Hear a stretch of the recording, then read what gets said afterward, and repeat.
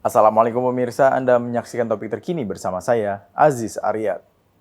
Pemirsa, Prabowo Gibran tegas berkomitmen untuk memberantas korupsi di Indonesia.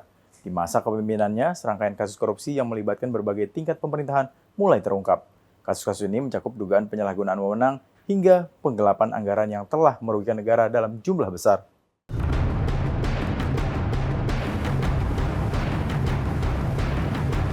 Presiden Prabowo Subianto secara lantang menyatakan komitmennya untuk menjaga jalannya pemerintah tetap bersih dari praktik korupsi dan kolusi. Hal ini pernah dinyatakan Presiden Prabowo usai dilantik pada 20 Oktober 2024 lalu. Dalam pidato perdananya, Prabowo mengatakan bangsa Indonesia harus menghadapi kenyataan tentang maraknya kebocoran-kebocoran anggaran yang ditimbulkan akibat korupsi.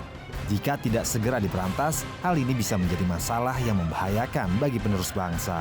Kita harus berani mengakui terlalu banyak kebocoran-kebocoran dari anggaran kita, penyimpangan-penyimpangan, kolusi di antara para pejabat politik, pejabat pemerintah di semua tingkatan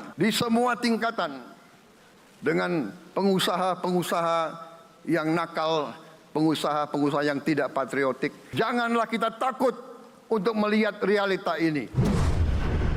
Prabowo menyatakan pemerintahannya harus berani menghadapi dan memberantas korupsi.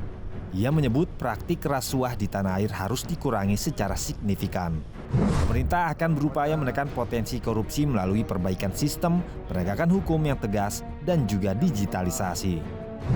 Ambisi pemberantasan korupsi di Indonesia ini juga merupakan program keberlanjutan dari pemerintahan sebelumnya. Misi memperkuat reformasi politik, hukum, dan birokrasi, serta memperkuat pencegahan dan pemberantasan korupsi dan narkoba merupakan salah satu dari 8 misi yang diusung Prabowo Gibran dalam program Astacita untuk mewujudkan visi bersama Indonesia Maju menuju Indonesia Emas 2045. Pemirsa, demikian topik terkini. Selamat menyaksikan program kami selanjutnya. Saya Aziz Aryat, sampai jumpa. Wassalamualaikum.